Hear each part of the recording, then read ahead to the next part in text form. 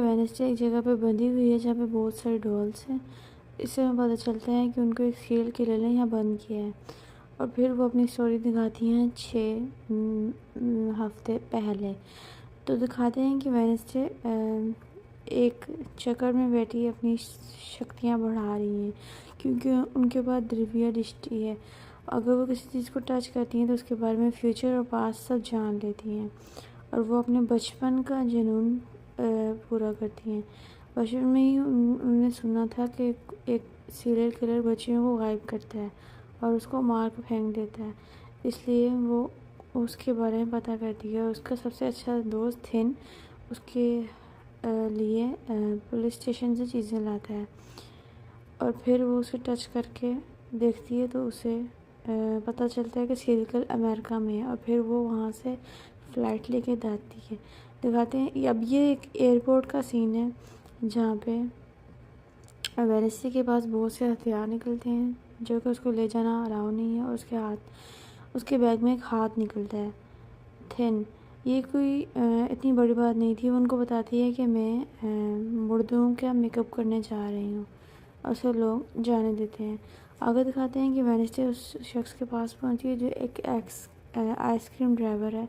यही serial killer है और वो उसे वहाँ से अगवा कर लेता है और वहाँ उसे डॉल्स के पास ले जाता है। वो उसे बताता है कि उसने उसके लिए एक डॉल बनाई है। और ये देखो, वो कहती है कि तो मेरे हाथ का भी तो कमाल देखो। और फिर दिखाते हैं कि थिन उससे खूब पीटता है। इतनी देर में वेडनेसडे अपने हाथ खोल लेती है और वो उसे मार देती है। और फिर आगे ही दिखाते हैं कि न्यूज़ चलती है कि वो एक सीरियल किलर जो बहुत ही पुराना था और बच्चियों को मार रहा था, एक ज़माने बाद पकड़ा गया है। आगे दिखाते हैं आज वो दिन आ जाता है जिसमें वेडनेसडे को वापस अपने स्कूल नेवरमोर जाना है। उसकी मॉम से कहती हैं कि चलो आज अब तो तुम्हारे साथ तुम्हारा भाई बक्सी भी जाएगा। नेक्स्ट सीन गाड़ी का दिखाते हैं जहाँ वेडनेसडे बैठी होती है और बक्सी फ्रंट पे बैठा होता है। उसके मॉम डैड साथ बैठे होते हैं और थिन भी वहीं होता है।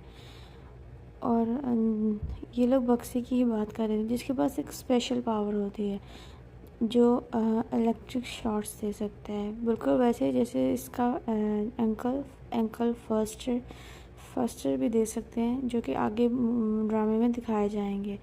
और फिर वो वेडनेसडे के कहने पर एक जगह पे हमला करता है जिसकी वजह से एक बहुत बड़ा एक्सीडेंट हो जाता है। आगे सीन दिखाया जाता है कि एक शख्स किसी का वेट कर रहा है।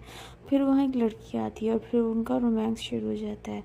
और फिर देखते हैं कि कुछ कौवे उनको दूर से स्टॉक कर रहे हैं, यानी उन पर नज़र रख रहे हैं। और एक शख्स है जो उन पर नज़र रख रहा है, उनकी पिक्चर्स भी बना रहे हैं, लेकिन कौवे उसी शख्स पे नज़र रख रहे हैं। और वो उनसे डर के एकदम अपनी गाड़ी में बैठ जाता है। और फिर वो देखता है कि गाड़ी में, यानी गाड़ी की बैक सीट्स पे बहुत सारे कौवे हैं और वो सब कौवे उसको मार देते हैं। अगर सीन नेवरमोर्स एकेडमी का दिखाया जाता है जो कि एक स्पेशल एकेडमी है जहाँ पे से वो बच्चे पढ़ते हैं जिनके पास कुछ स्पेशल पावर्स हैं, जैसे वेडनेसडे के पास दिव्य दृष्टि है। इसी तरह सबके पास कुछ ना कुछ पावर्स हैं। अब ये एकेडमी पहुंच चुके हैं। उसकी माँ कहती है अपने भाई का ख्याल रखना, उसे यहाँ पे कोई प्रॉब्लम नहीं। वो कहती है बिल्कुल, क्यों नहीं। फिर दिखाते हैं एक बचपन का सीन जिसमें वो अपने भाई का बहुत ही अच्छे से ख्याल रख रही थी। आगे दिखाते हैं वेडनेसडे बक्सी को साथ लेके जाती है और उसको कहती है कि मेरे रूल्स फॉलो करना। आगे दिखाते हैं यहाँ पे वेडनेसडे की बहुत ही फ़ैन फॉलोइंग है, हर कोई उसके पीछे पीछे भाग रहा है। और बीएन का जिसके पास एक स्पेशल पावर जो अपनी वॉइस से किसी को कंट्रोल कर सकती है, उन सबको उससे दूर भगा देती है। ऐसा क्यों, ये हम आपको आगे बताते हैं। फिर दिखाते हैं कि प्रिंसिपल आते हैं और वो भी वेडनेसडे के फ़ैन बने होते हैं, क्योंकि पिछले सीज़न में वेडनेसडे ने सबकी ही जान बचाई थी, इसलिए अब सभी उसके फ़ैन हैं। आगे दिखाते हैं कि उसके फ़ैन उसके दरवाजे तक पोस्टर्स लगा के जाते हैं कि उसके फ़ैन हैं। और दिखाते हैं कि वो अपने रूम में इंटर होती है तो वहाँ पे बहुत सारे बच्चे भाग रहे होते हैं। और इनेट जो कि फर्स्ट सीज़न में वेडनेसडे की बहुत ही अच्छी फ्रेंड बन गई थी एंड पे, जिनके उसी ने उसकी जान भी बचाई थी, वो सब उसके फ्रेंड्स होते हैं क्योंकि अब वो वुल्फ बन चुकी होती है। और उससे पूछती है कि तुमने सारे टाइम में क्या किया। कहता है मैंने अपनी, और वेडनेसडे से बताती है कि मैंने अपनी दिव्य दृष्टि बढ़ाई है, इसलिए मैं तुम्हारे लिए डॉल भी लाई हूँ। वो कहती है कि इतनी अजीब क्यों, उसके बाल बहुत प्यारे हैं। और उसे ये भी बताती है कि मैंने अपने नावल पे काम किया है, और वो इनिट को वो नावल देती है पढ़ने के लिए। आगे दिखाते हैं कि दरवाज़ा नॉक होता है और एक लड़का आता है और इनिट छुप जाती है और वेनेस्डे को इशारा करती है कि उसको मत बताना मैं यहाँ पे हूँ। और वो कहती है वो, और वेनेस्डे भी ऐसे ही करती है। वो कहती है कि मैं उसे काफ़ी टाइम से ढूंढ रहा हूँ, क्योंकि वो उसका एक्स बॉयफ्रेंड होता है। फर्स्ट सीज़न में हमने इनको कपल की तरह देखा था, लेकिन अब इनिट क्योंकि एक वुल्फ बन चुकी है, उसके पास एक वुल्फ की पावर है, क्योंकि वो वुल्फ बनती है, इसलिए वो उससे भाग रही है। आगे दिखाते हैं कि मिसिस एडम्स और उसके फादर वक्सी को उसके रूम में छोड़ते हैं। वहाँ पे उसका एक रूममेट होता है जो कि सारे इंसेक्ट्स को अपने कंट्रोल में कर सकता है, जैसे मधुमक्खियाँ और बाकी सब। और वो उसको वक्सी का बहुत दिल होता है उसका फ्रेंड बनने का, लेकिन उससे इसमें इंटरेस्ट नहीं होता। वो उससे कहते हैं कि तुम्हारी बहन की वजह से मैं तुम्हारे साथ हूँ, क्योंकि पिछले बार उसने मेरे बहुत हेल्प की थी और मैंने भी उसकी हेल्प करके स्कूल की जान बचाई थी। आगे दिखाते हैं कि प्रिंसिपल जो हैं मिस्टर और मिसेस एडम्स को कहते हैं कि आप यहीं रुक जाएं गाला के लिए, फंड्स गाला के लिए, क्योंकि हमें बहुत से फंड्स की ज़रूरत है। और वेंसडे की बात अच्छी नहीं लगती। वो कहते हैं हम आपको रूम भी देंगे, आपको घर भी देंगे। और फिर दिखाते हैं कि एक घर दिखाया जाता है जो कि पिंक होता है, लेकिन वेंसडे और उसकी फैमिली को तो सिर्फ ब्लैक कलर से ही इश्क होता है और उनको ये सब बहुत अजीब लगता है। कहते हैं इतना कलरफुल कौन हो सकता है, ऐसा लग रहा है रेनबो ने उल्टी की है। लेकिन और वेनेस्डे उनको कहती है कि आपको हो जाएगी कि आप यहाँ से चली जाएं, लेकिन उसकी माँ परेशान हो जाती है। उसको पता होता है जहाँ पे वेनेस्डे जाती है वहाँ कोई ना कोई मुसीबत होती है। फिर दिखाते हैं वेनेस्डे गुस्से में वॉक करने जंगल की तरफ चली जाती है और वहाँ देखती है कि वहाँ पुलिस आई हुई है और वो पुलिस के पास जाती है और देखती है कि एक बंदे की मौत हो गई है। पुलिस शेरिफ जो कि एक लेडी है, वो उनसे पूछती है कि तुम यहाँ क्या कर रही हो। वो कहती है मैं यहाँ टहलते हुए आई हूँ।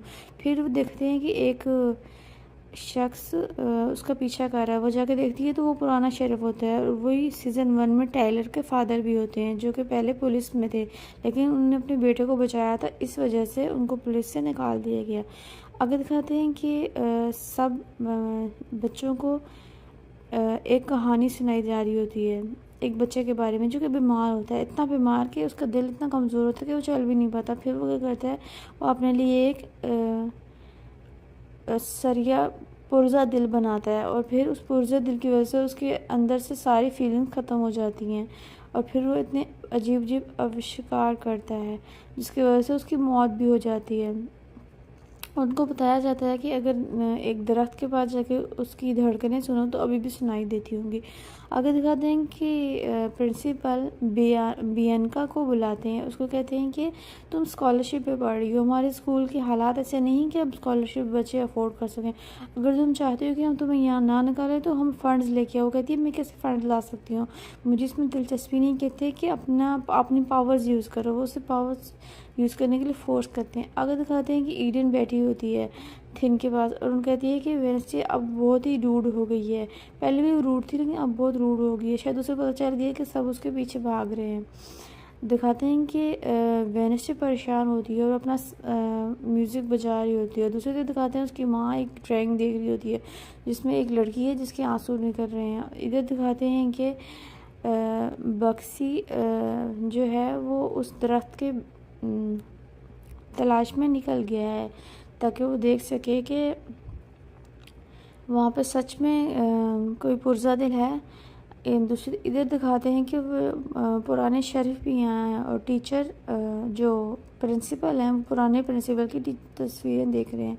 और फिर यहाँ पे एक म्यूज़िक टीचर आती हैं जो वेनेस्डे का म्यूज़िक पसंद करती हैं क्योंकि वो काफ़ी जोश से बजा रही होती है, लेकिन कहती हैं कि तुम अपने गुस्से को कंट्रोल नहीं करती हो, इसलिए म्यूज़िक तुम्हें नुकसान दे सकता है।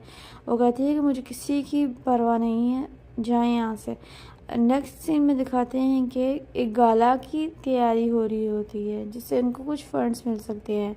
कुछ नेवरमोन्ट्स के स्टूडेंट्स से प्रिंसिपल वो तैयारी करवा रहे होते हैं। फिर वहाँ पे मिसेस एडम आती हैं। वो कहती हैं देख लें हम गाला की तैयारी कर रहे हैं। वो कहती हैं पहले तो ऐसा नहीं होता था, कहते हैं हमारे टाइम तो होता था ना, फिर फंड्स की कमी होगी इसलिए नहीं होता था। आगे दिखाते हैं कि एक लेटर वेडनेसडे को आता है जो कि उसका फ्रेंड भेजता है, जो कि सीज़न 1 में भी दिखाया गया था। और वो कहता है कि मेरे जहन में ये एक पेंटिंग बस तुम्हें सोचते सोचते आ गई। और फिर पता चलता है कि उसके पास ये पावर होती है कि वो जिसको सोचता है उसके बारे में पेंट कर सकता है। और वो एक कौवे की पेंटिंग होती है जो कि एक कब्र के ऊपर बैठा होता है, लेकिन कब्र पे नाम नहीं होता। दूसरी तरफ दिखाते हैं कि वेडनेसडे को एक पर्ची मिलती है जिस पे लिखा होता है कि तुम्हारा नॉवल जो है वह चिता में जल जाएगा। तो वो एकदम परेशान हो जाती है क्योंकि उसके पास वो एक ही नॉवल होता है। और फिर वो भागती है और भागते भागते चिता में ही घुस जाती है और इनिट को बताती है कि इसका ख्याल रखना। इधर दिखाते हैं कि प्रिंसिपल और सब फंक्शन शुरू कर चुके होते हैं, गाला शुरू हो चुका होता है, जल्दी चीता को आग लगने वाली होती है। लेकिन वेडनेसडे तो चीता के अंदर होती है और ईडन उसकी रखवाली कर रही होती है ताकि चीता को कहीं आग ना लग जाए। लेकिन प्रिंसिपल जिनके पास फायर की पावर है वो एकदम आग फेंकते हैं और उस परिंदे में आग लग जाती है और दूसरे बच्चे अपनी पावर्स यूज़ करके उस परिंदे को उड़ा देते हैं। लेकिन जो नीचे कुछ लकड़ियाँ बचती हैं उन पर भी आग लगी थी। ईडन जगह उनको बताती है कि आग मत लगाएं, आग बुझा दें नीचे वेडनेसडे। और एकदम दिखाते हैं वेडनेसडे अपने नावल लेके वहाँ से निकल आती है सेफली, यानी उसे कुछ भी नहीं हुआ है।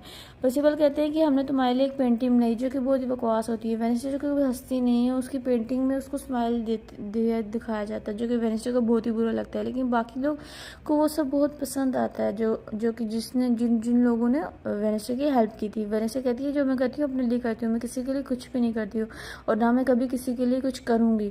हाँ, लेकिन मैं स्कूल को बचाने के लिए कुछ भी कर सकती हूँ। और ये कहती है कि वो उस पेंटिंग को आग लगा देती है। सारे ही उससे बहुत नाराज़ होते हैं। दूसरी तरफ दिखाते हैं बक्सी जो कि उस दरख्त तक पहुँच चुका है, वो कान लगा के सुनता से कुछ सुनाई नहीं देता और एकदम वो वहाँ से स्लिप होकर गिर जाता है। और उसके अंदर जो इलेक्ट्रिक की पावर है उसकी वजह से उसके एक बड़ा सा करंट निकलता है और वो उस पुर्जा दिल वाले शख्स को जिंदा कर देता है जो कि एक ज़ुम्बी होता है। वो उसे देख के खुश हो जाता है। आगे दिखाते हैं कि इनेट वेडनेसडे के पास आती है उसे पूछने के लिए कि तुमने आग क्यों लगाई है। और एकदम दिखाते हैं कि उसको एक दिव्य ऋषि नज़र आती है कि जिसकी मौत होने वाली है वो इनेट ही है। और इसी वजह से इनेट उससे नफरत करने लगेगी और साथ साथ उसकी आंखों से काले आंसू निकल रहे होते हैं और वो बिल्कुल पैनिक कर रही होती है।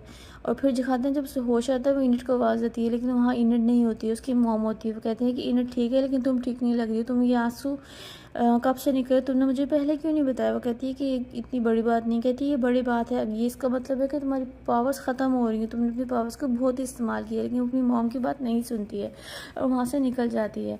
आगे दिखाते हैं कि वेडनेसडे और थिन कहीं जा रहे होते हैं और वो अपने ड्राइवर जो कि उनका बहुत ही पुराना और वफादार ड्राइवर उसको कहते हैं कि मुझे कहीं और भी जाना है। और फिर वो दिखाते हैं कि वो जो एक्स शेरिफ है उनके पास जाती है जो कि टाइलर का बाप भी है, जिसने उससे बोला भी होता है कि जो मर्डर हुआ है इस हवाले से मुझे तुम्हारी हेल्प चाहिए, क्योंकि वो जानता होता है कि वेडनेसडे के पास दिव्य दृष्टि है और वो उसकी हेल्प लेना चाहता होता है। और जब वो उनके पास जाती है तो देखती है उनकी आंखें किसी ने निकाल दी हैं और वहाँ पे वो कौवे होते हैं, वही कौवे जो ईडन की जब उसने दिव्य दृष्टि देखी थी उसमें ईडन नज़र आई थी और जो उसको एक पेंटिंग आई थी उसमें भी थी। अभी वो यही सब देख रही होती है, एकदम पीछे से पुलिस आ जाती है, पुलिस उसे गिरफ्तार कर लेती है। उनको लगता है इसी ने इनको मारा है। हाँ, लेकिन वेडनेसडे उनको समझाती है कि आप देख सकते हैं पहले जो मौत हुई थी वो भी ऐसी थी और अब जो हुई है वो भी ऐसी। और यही बात कर सकती थी, एकदम वेडनेसडे के फादर आ जाते हैं जो कि एक लॉयर भी होते हैं।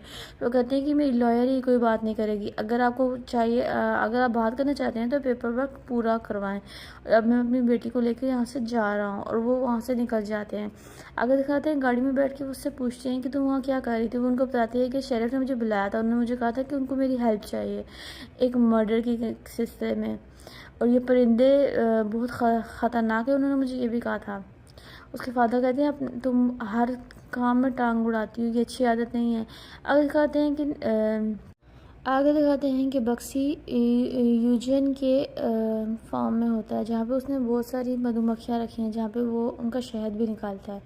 और वो कहते हैं तुम अंदर क्या कर रहे हो, कहीं तुम मेरी मक्खियाँ तो नहीं खा रहे हो। अंदर जाके देखते हैं तो वो ज़ुम्बी वहाँ अंदर होता है। उसे बताता है कि जो हमने स्टोरी सुनी थी वो एक्चुअली एक स्टोरी नहीं थी, वो सच था। वो कहते हैं तुमने इसे यहाँ क्यों रखा है, ये बहुत ख़तरनाक हो सकता है।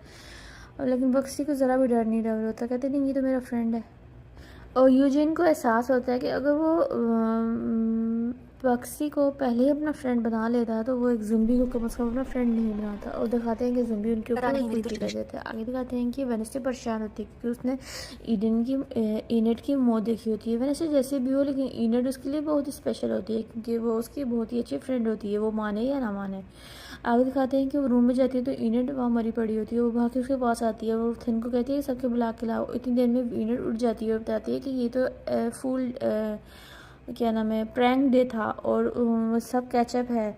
वो एकदम परेशान कहती है तुमने मेरे रूम में वो आँख क्यों रखी थी। और फिर जाकर वो आँख देखती है तो उससे पता चल जाता है कि वो जो शेरिफ जिसकी मौत हुई थी उसी की आँख है क्योंकि उसकी आंखें मिसिंग थी। और लेकिन इनेट को यही लग रहा होता है कि ये फेक आँख है। और फिर दिखाते हैं कि उसको कुछ मैसेजेस आते हैं जो कि शेरिफ के ही नंबर से आ रहे होते हैं। इसका मतलब शेरिफ का फ़ोन भी मिसिंग है और कोई उसे मैसेज कर रहा है। वो समझ नहीं पाते। आगे जगह दिखाते हैं कि सब प्रैंक डे इंजॉय कर रहे थे। फिर दिखाते हैं कि प्रिंसिपल वहाँ आते हैं और फिर एक टीचर भी आता है जो कि बहुत ही पुराने टीचर होते हैं जो कि एक इलेक्ट्रिक की मदद से चल रहे होते हैं वरना ऑफ कोर्स उनकी मौत हो गई होती। और वेनेस्डे उनके पास आती है, उनसे पूछती है कि यहाँ पे कोई ऐसा है जो परिंदों को अपने काबू में कर सके। तो वो प्रिंसिपल कहते हैं कि मैं यहाँ से काफ़ी सालों से हूँ, कोई 100 सालों से, लेकिन अभी तक यहाँ पे 10-15 साल से तो ऐसा कोई भी नहीं आया जो कि परिंदों को काबू कर सके। आगे दिखाते हैं कि बियनका मिसेस एडम के पास आती है। क्यों? क्योंकि वेनेस्डे की जो नानी है यानी मिसेस एडम्स की जो माँ है वो बहुत ही रिच हैं और वो अगर फंड्स देंगी तो स्कूल को बहुत ही फ़ायदा होगा। आगे दिखाते हैं कि बक्सी और यूजिन ज़ुम्बी के लिए कुछ खाना लेके आते हैं जो कि बहुत ही गंदे कीड़े होते हैं जो कि उससे बहुत ही पसंद आते हैं। आगे दिखाते हैं कि वेनेस्डे बैठी होती है और सोच रही होती है कि ईडन को कैसे बचा सकती है लेकिन उसे कुछ भी समझ नहीं आता है। और उसको पता चलता है कि उसकी दिव्या दृष्टि भी काम नहीं कर रही है। फिर दिखाते हैं कि वो स्कूल से भी नहीं निकल सकती और फिर उसे ख्याल आता है कि इनेट जो कि एक ड्राइविंग क्लासेस लेने लगी है वो उसका फॉर्म लेके ड्राइवर के पास चली जाती है। वो कहते हैं कि तुम ही वो लड़की है जिसने मुझे हायर किया था। कहती है हाँ मैं ही हूँ। और दूसरी तरफ दिखाता है कि इनेट अपने रूम में वो अपना फॉर्म ढूंढ रही होती है लेकिन उसे पता नहीं होता कि वेनेस्डे उनके साथ निकल भी गई है।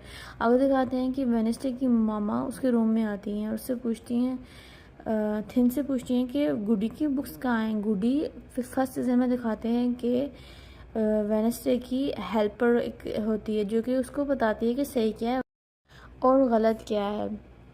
यहाँ दिखाते हैं कि वेनेस्डे हेलोविल में आती है जो कि एक असाइलम है जहाँ पे आउटकास्ट को रखा जाता है और टाइलर भी यहीं होता है। और वेनेस्डे को शक होता है कि कहीं टाइलर नहीं तो अपने बाप को नहीं मारा। और वो जाके यानी जो शेरिफ की मौत हुई थी उस पर और जाके डॉक्टर से मिलती है। डॉक्टर कहती है कि मैंने कभी किसी हाइड को नहीं देखा, किसी राक्षस को।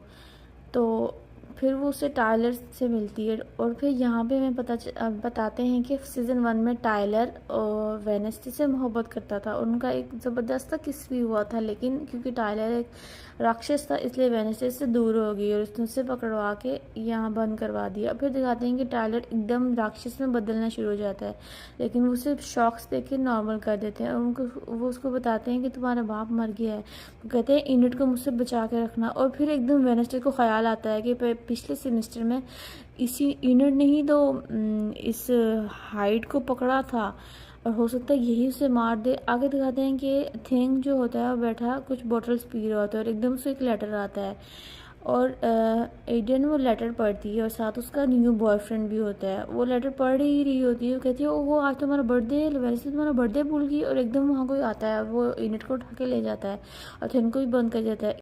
आगे दिखाते हैं वेनेस्डे रूम में आती है तो थिन को निकालती है, पूछती है कि ईडन का उसका मोबाइल यहाँ क्यों पड़ा है। वो बताता है कि कोई एकदम आया और ईडन को ले गया। फिर वो उसे ढूंढ रही होती है। देखते हैं कि ईडन एक पुराने से टावर पे बंद है जो कि इन्हीं के स्कूल का होता है और साथ उसका बॉयफ्रेंड भी है। वो बॉयफ्रेंड से कहता है कि तुम अपनी फ्रेंड की वजह से ही पीछे फंसती हो। कहती है कि नहीं वो मेरी फ्रेंड है, मैं उसके लिए मर भी सकती हूँ और उसके लिए कुछ भी कर सकती हूँ, किसी को मार भी सकती हूँ। यहाँ पे दिखाते हैं कि वेनेस्डे उसे ढूंढ रही होती है और ढूंढते ढूंढते वो पियानो क्लास में आती है। उससे देखती है कि वो एक पहेली है। वो उससे बताते हैं कि इसे सॉल्व करो। पहेली सॉल्व करते करते आखिर ईडन तक पहुँच ही जाती है। लेकिन ईडन एक बहुत ही ख़तरनाक चीज़ में फंसी होती है। वो जैसे जैसे मूव कर रही होती है, कुछ छुरियाँ उसके ऊपर गिर रही होती हैं। वो बहुत मुश्किल से अपनी जान बचा रही होती है, क्योंकि वो बंधी होती है, वो मूव भी नहीं कर सकती है। थिन वहाँ पे आता है, थिन उसकी जान बचाने लगता है, लेकिन जैसे जैसे थिन उसके उस जगह के ऊपर पाँव अपने आप को रखता है, उसके वेट की वजह से सारा हिलना छूट जाता है। फिर वेडनेसडे को नज़र आता है कि वहाँ पर टाइपराइटर पड़ा है और वहाँ पे लिखा है कि ये पहेली सॉल्व करो। और फिर वेडनेसडे वहाँ देखती है, वहाँ बहुत सी बुक्स होती हैं। वो एकदम उसके ख्याल में आता है यहाँ पे एक बुक मिसिंग है। वो उसका नाम लिखती है तो वो मशीन रुक जाती है। और फिर दिखाते हैं कि एक लड़की सामने आती है जो कि आउट क्लास के यूनिफॉर्म में होती है, जिसका नाम एग्नेस होता है। वो कहती है कि तो प्रैंक था, आपके लेवल का प्रैंक, और मैं आपकी बहुत बड़ी फ़ैन हूँ। और वेनेस्डे को ये बात बहुत बुरी लगती है कि उसने उसे बहुत ही डरा दिया था, वो तो इसका वक्त भी ज़ाया कर दिया। आगे दिखाते हैं कि बियनका आती है और वो अपने सायरन का इस्तेमाल मिसेस एडम्स पे कर जाती है और उनको कहती है आप अपनी माँ से बात करें, और वो मान भी जाती हैं। दूसरी तरफ दिखाते हैं कि वेनेस्डे वहाँ बैठी होती है और वो उसको याद आ ही जाता है फाइनली कि आज थिन का बर्थडे है, और उसके लिए गिफ्ट भी लाती है। वो उससे नाराज़ होते हुए कहते हैं कि मैंने आपके लिए कितना कुछ किया है, लेकिन आप लोग मुझे नौकरों की तरह ट्रीट करते हैं, और उससे सॉरी करती है। दूसरे जो दिखाते हैं कि ज़ुम्बी गायब हो जाता है और दिखाते हैं कि वो मिल ही नहीं रहा होता। इधर दिखाते हैं कि ये जो ईडन का इनिट का टीचर होता है, ड्राइविंग टीचर, वो पानी में बारिश में फंस जाता है, इसलिए वो वापस नहीं जा पाता। वो अभी गाड़ी में ही होता है कि एकदम कोई आके उसको मार देता है, किसको इसका दिमाग खा लेता है, और पता चलता है वो ज़ुम्बी ही होता है जो वहाँ से भाग आया होता है। अब वो बुक्सी के पास नहीं होता। इधर दिखाते हैं कि मिस्टर एंड मिसेस एडम्स उसको थिन को एक लेडी के पास लेके आते हैं, जो एक लेडी को उन्होंने बुलाया होता है थिन की मसाज करने के लिए, और वो खुद भी शर्मिंदा होते हैं कि वो थिन का बर्थडे कैसे भूल सकते हैं। और फिर मिस्टर एडम्स देखते हैं कि मिसेस एडम बहुत ही परेशान है। वो उनके साथ डांस करते हैं, उनको रिलैक्स करने की कोशिश करते हैं।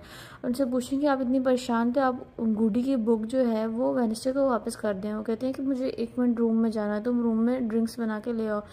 और उसे रूम से कुछ आवाज़ आ रही होती है, क्योंकि उसके कान बहुत ही तेज़ होते हैं। वो रूम में जाती है, देखती है वेडनेसडे उसके रूम में बुक्स ढूंढ रही होती है। कहती है तुम्हें लगता है कि मैं इतनी काम की चीज़ यहाँ रख दूँगी? कहती है आप पहले भी नहीं अपनी चीज़ें रखती थी। कहती है पहले मैं चाहती थी कि तुम उसे ढूंढो। और फिर कहती है कि मुझे पता है कि उस मर्डरर जो कि बचपन से ही मिसिंग था बहुत ही ज़माने से, उसे तुमने ही मारा। वो कहती है कि हाँ तो मेरा अपना तरीका है। और फिर वो वहाँ से चली जाती है और उसकी माँ कहती है मैं तुम्हें कभी बुक्स नहीं दूँगी। आगे दिखाते हैं उसके फादर ड्रिंक लेके आ जाते हैं। इधर दिखाते हैं कि वेडनेसडे बैठी उस आंख को देख रही होती है, और एडिट कहती है कि तुम ऐसे देख रही हो जैसे कि ये असली आंख है। वो सब बताती है कि हाँ ये शेरिफ की आंख है, टाइलर के फादर की। वो एकदम डर जाती है, कहती है तुम अभी आए हुए 3 ही दिन हुए हैं और तुमने एक मर्डर केस में खुद को बसा लिया, मुझसे दूर रहा करो। थिन उससे बातें कर रहा होता है और वो उससे बताता है कि मैं तुम्हारी हेल्प करूँगा। एकदम वहाँ पे एक लड़की आती है, ये वही है जो उसकी स्टॉकर होती है, एग्नेस। और वो उसके पास एक पावर है जो वो गायब होकर कहीं भी पहुँच सकती है। वो कहती है तुम यहाँ कब से हो? कहती है मैं यहाँ काफ़ी देर से हूँ, जब तुम एनेट से बातें कर रही थी, और अब मुझे ये भी पता चल गया है कि एनेट क्योंकि मरने वाली है, तुमने अभी थिंग को बताया, इसलिए मैं तुम्हारी हेल्प करना चाहती हूँ।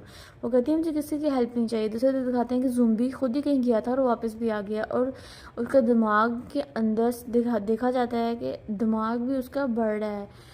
और बक्सी से खुश हो रहा था, उसको ये नहीं पता कि वो दिमाग बढ़ नहीं रहा, असल में वो लोगों का दिमाग खा रहा है, इसी वजह से उसका दिमाग बढ़ रहा है। और वो यूजिन को कहता है कि किसी को मत बताना। वो कहता है कि हमें बताना चाहिए। वो कहता है कि नहीं हमें नहीं बताना चाहिए। कहते हैं कि तुम्हारी बहन को तो बताना चाहिए। वो कहता है नहीं मेरी बहन मुझ पर गुस्सा करेगी। आगे दिखाते हैं कि शेरिफ का आखिरी किया कर्म कर रहे होते हैं, और दिखाते हैं कि वहाँ पे हॉस्पिटल से हिलोविल से साइकेट्रिस्ट भी आती है और वेडनेसडे भी वहाँ आती है। कहती है आप यहाँ कैसे आई हैं? हाँ तो टाइलर को होना चाहिए था। कहती है टाइलर ने मुझे भेजा, वो चाहता था मैं जाकर देखूँ उसका बाप वाकई मर गया या फिर ये सिर्फ अफवाह है। वो कहती है कि आगे तो आप मेरी कोई हेल्प कर सकते हैं। कहती है मैं तुम्हारी हेल्प क्यों करूँगी, तुमने मेरी हेल्प की तो मैंने तुम्हें कहा था कि मेरी हेल्प करो टेलर को हाइट से हटाने में। वही दिखाते हैं कि दूर से कौवे खड़े से देख रहे होते हैं, यानी कि जैसे इस पर नज़र रख रहे हैं। आगे दिखाते हैं कि एक होटल दिखाते हैं जहाँ पे बियंका आती है और वो अपना सायरन यानी कि अपनी पावर को यूज़ करती है रिसेप्शनिस्ट पे। उनको कहती है कि 302 में कोई भी नहीं आएगा, और वो दिखाया जाता है कि 302 में उसकी माँ बंद है कितने अरसे से, वो उनके लिए खाना लेके आती है।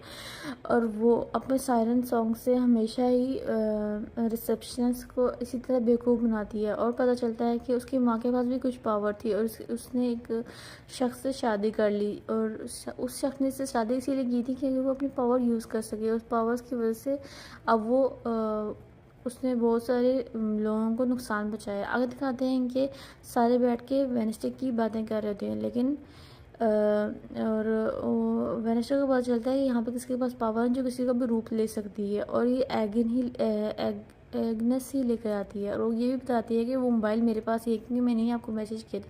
और फिर वो शेरिफ की फ़ोटो शेरिफ जैसा गेटअप लेती हैं और वो मोबाइल खुल जाता है और वो उसे बहुत सारी चीज़ें देती है ताकि वो उसकी फ्रेंड बन जाए। लेकिन वेडनेसडे है, वो कभी किसी की फ्रेंड नहीं बनती। अब फिर दिखाते हैं लास्ट नोट, ये वही शख्स होता है जिसको काऊ ने पहला शख्स जिसे काऊ ने मारा होता है। और फिर वहाँ दिखाते हैं कि वहाँ बहुत सारी चीज़ें होती हैं। यहाँ पे ये भी कहा गया होता है कि आपको नोट्स मिल जाएंगे। आगे दिखाते हैं कि ये सारे लोग कैंपिंग के लिए जा रहे होते हैं और वेडनेसडे को समझ आती है कि जहाँ पे उस जगह का जहाँ पे एड्रेस लिखा है, जहाँ पे नोट्स पड़े हैं, वो यही जगह है। आगे दिखाते हैं कि ईडन परेशान होती है, उसका एक्स बॉयफ्रेंड उसके पास आता है, वो अपने लिए कुछ ऑर्डर कर रही होती है। वो कहती है कि मैं जानता हूँ तुम क्या ऑर्डर कर रही हो, और वो उसके लिए ऑर्डर करता है। वो हैरान होती है कि उसको उसकी पसंद के बारे में कितनी अच्छी तरह पता है, लेकिन फिर भी इग्नोर कर देती है। क्यों? क्योंकि वो एक वुल्फ नहीं होता है और अब उसे वुल्फ के साथ रहना होता है। अगर दिखाते हैं कि वेडनेसडे भी पिकनिक में जाने के लिए तैयार होती है, कैंपिंग के लिए जाने के लिए, और सब हैरान होते हैं, इडनेट भी और एग्नेस भी। और इडनेट और एग्नेस में बहस हो जाती है, कहती है कि मैं उसकी ज़्यादा अच्छी फ्रेंड है, दूसरी कहती है मैं। अभी वो दिखाते हैं कि स्कूल बस के अंदर जा ही रहे होते हैं। जब वो वहाँ पहुँचते हैं तो पीछे वेडनेसडे और मिस्टर एंड मिसेस एडम्स की गाड़ी भी आती है। वेडनेसडे उन्हें देख के परेशान हो जाती है, कहती है आप यहाँ क्या कर रहे हो। और दिखाते हैं कि बक्सी एक बड़ा सा केस खींच रहा होता है, जैसे किसी लाश दफनाई हुई है। वेडनेसडे से पूछ ही रही होती है, इतनी देर में पीछे से उसके पेरेंट्स की गाड़ी आ जाती है, उसका ध्यान उधर चला जाता है, वरना वो ज़रूर आज देख ही लेती है कि किस तरह बक्सी एक जम्बी को साथ लेके घूम रहा है। वो उसे कहते हैं आप यहाँ क्या कर रही हैं। कहती है हमें प्रिंसिपल ने कहा था कि हम आ सकते हैं। कहती है आप लोग हर जगह आ जाते हैं, क्या मैंने कोई गुनाह किया। आगे दिखाते हैं कि वो सारे अपने कैंप्स लगा रहे होते हैं, और ये बहुत ही प्यारा कैंप मिस्टर और मिसेस एडम्स का होता है। वो उसे कहते हैं कि मेरी प्यारी क्या हुआ, तुम परेशान क्यों हो। कहती है कुछ तुम्हें वैसे के लिए परेशान हूँ, मेरी बात नहीं सुनती। आगे दिखाते हैं वो बक्सी के पास जाता है, उसको नाश्ता देता है। इधर दिखाते हैं कि अगन जो होता है वो वहाँ पे अपना कैंप लगाता है, और क्योंकि उसका जो रूममेट होता है वो बक्सी होता है, तो वो बक्सी के पास जाता है। उसे कहता है कि तुम इसे क्यों लेके आए, तुम्हें मना किया था ना। और वो अभी हमें पता चलता है कि बक्सी उसको पता है बगैर ही इसको अपने साथ ले आया, और दिखाते हैं उसके फादर वहाँ आ जाते हैं जो कि उससे नाश्ता देने के लिए आए थे। उससे कहते हैं कि मुझे अपना रूम नहीं दिखाओगे। वो कहता है कि नहीं, है रूम बहुत गंदा है, जब मैं अपना कैंप साफ़ कर लूँगा तो मैं आपको तब दिखाऊँगा। और वो कहते हैं कि ठीक है, फिर वहाँ से चले जाते हैं। आगे दिखाते हैं कि प्रिंसिपल जो होते हैं उन सबको एक ड्रेस देते हैं, एक शर्ट। और फिर दिखाते हैं कि वहाँ पे एक और टीम आ जाती है। वो कहती है कि आज तो हमें यहाँ आना था, हमारे पास एक नोटिस भी है। वो उन्हें नोटिस दिखाते हैं, तो प्रिंसिपल भी उन्हें नोटिस दिखाते हैं। कहते हैं कि आप लोगों को जो नोटिस मिला है वो पुराने प्रिंसिपल के, अब जो न्यू प्रिंसिपल है उनका बेटा है, उसने हमें नोटिस दिया है। वो कहते हैं इससे कुछ नहीं हो सकता, और इसका मतलब है उनको उनमें से किसी एक को वहाँ जाना पड़ेगा। और सब परेशान हो जाते हैं, आउटकास्ट भी, और वो जो नॉर्मीज़ होते हैं वो भी। नॉर्मीज़ यानी जो नॉर्मल लोग होते हैं।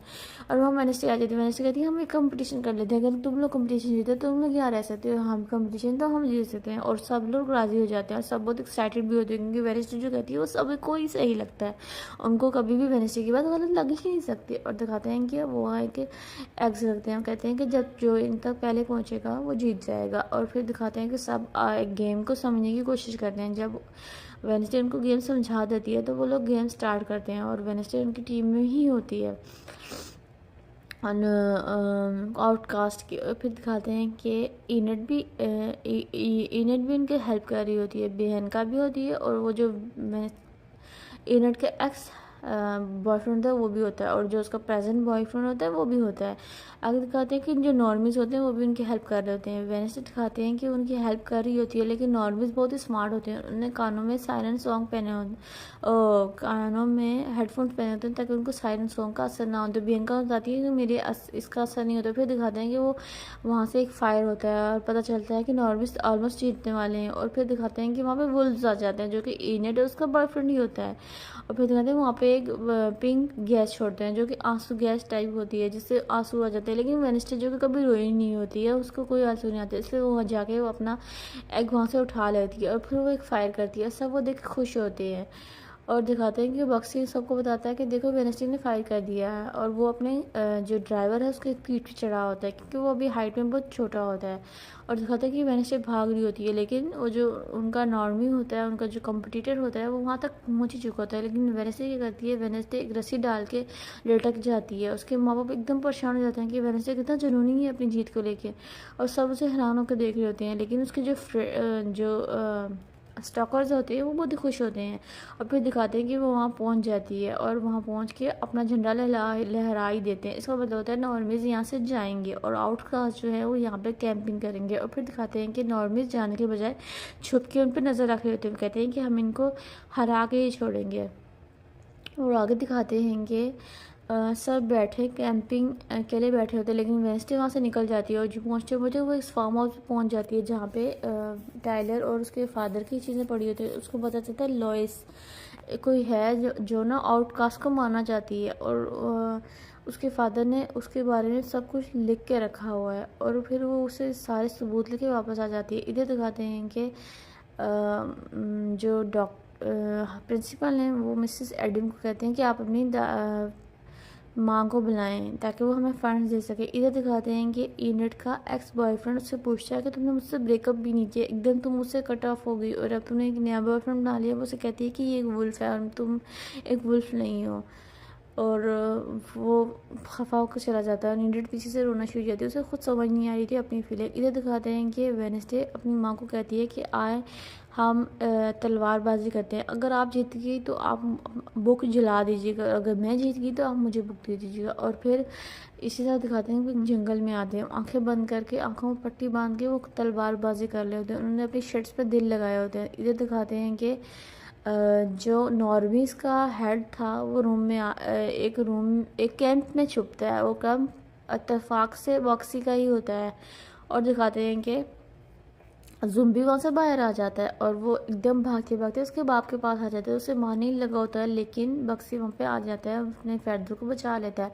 और फिर दिखाते हैं वो आगे पीछे भाग रहा है और वेनेस्डे हार जाती है, लेकिन वो अपनी माँ को बचा लेती है। फिर दिखाते हैं वो पुलिस को बुलाते हैं और वो उस ज़ुम्बी को पकड़ के ले जाते हैं। दिखाते हैं कि वेनेस्डे देखती है कि जो स्टॉकर है वो वहीं घूम रहा होता है। और फिर दिखाते हैं कि वो बैठ के थिन के साथ कुछ डिसाइड कर रही थी। दूसरी तरफ दिखाते हैं कि हमें एक लेडी नज़र आती है जो कि पिछले सीज़न में टाइलर की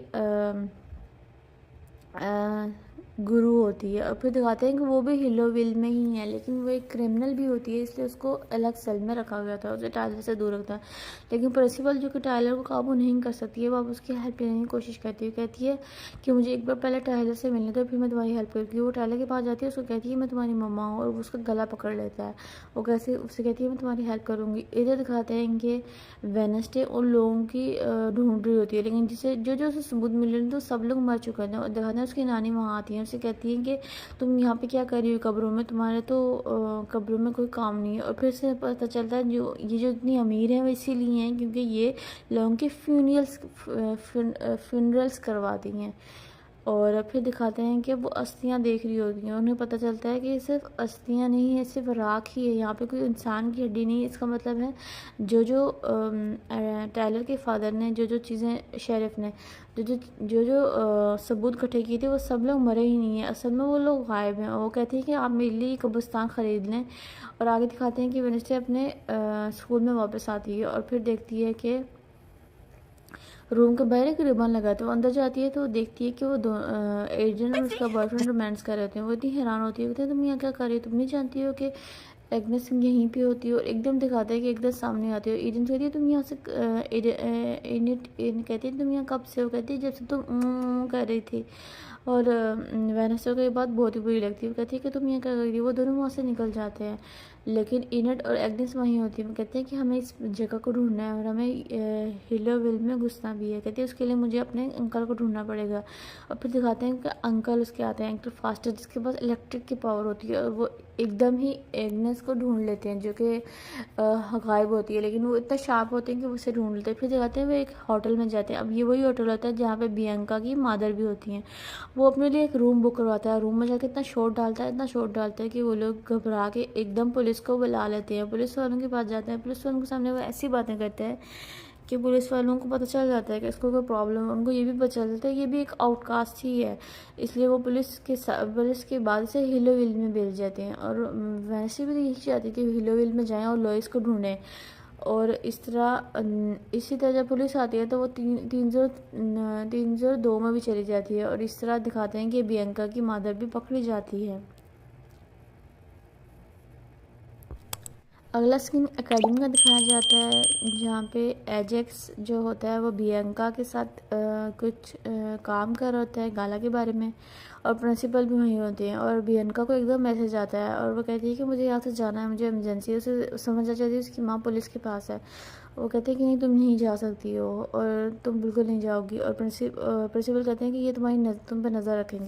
ये दिखाते हैं कि वेडनेसडे अपनी माँ की बात होती है। उससे कहती है कि आंट ओलिया जो कि इसकी खाला थी, उनको क्या हुआ था। वो कहती है कि उनको भी तुम्हारी तरह खून के ऐसे ही काले आंसू गिरते थे, वो भी तुम्हारी तरह अपने दिव्य दृष्टि बहुत ही इस्तेमाल करती थी। इससे हमें पता चलता है कि इनकी फैमिली में यही एक पावर है लेडीज़ के पास। आगे दिखाते हैं उसकी नानी आ जाती है, उसको बताती है कि मैं तुम्हारे लिए ये कब्रिस्तान ख़रीद लिया। उसकी माँ बहुत ही परेशान हो जाती है, लेकिन वो क्या ही कर सकती थी। वो कहती है कि तुमने अच्छा नहीं किया। कहती है आपको अपनी बेटी की तो परवाह नहीं है, लेकिन आपको मेरी बेटी की बहुत ही परवाह है।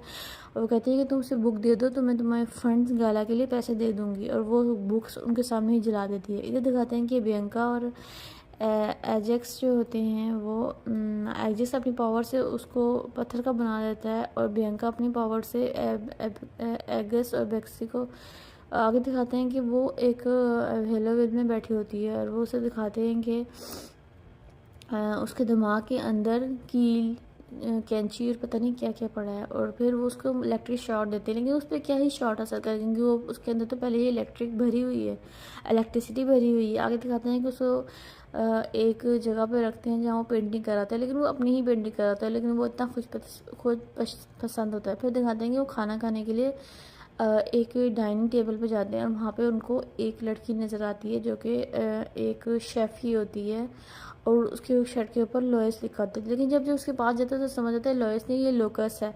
और फिर आगे दिखाते हैं कि वेडनेसडे एकेडमी का सीन दिखाते हैं। एग्नेस उसके पास होती है और एनिड बहुत ही जेलस हो रही होती है, लेकिन वो वेडनेसडे को बता नहीं पा रही थी। लेकिन वेडनेसडे तो उसी की जान बचाना चाहती है, लेकिन एनिड को ये बात नहीं पता होती, वेडनेसडे उसे नहीं बताती है।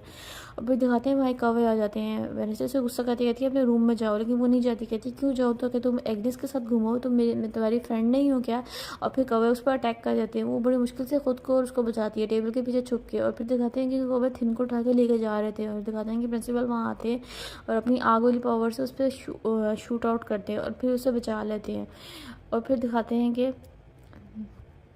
आगे दिखाते हैं कि वेडनेसडे उस बंदे के पीछे भागती है, लेकिन वहाँ पे कोई भी नहीं होता। इधर दिखाते हैं बियंका के पास पुलिस स्टेशन में उसकी बेटी पहुँच ही चुकी होती है, और वो अपनी पावर से उसे बचा लेती है।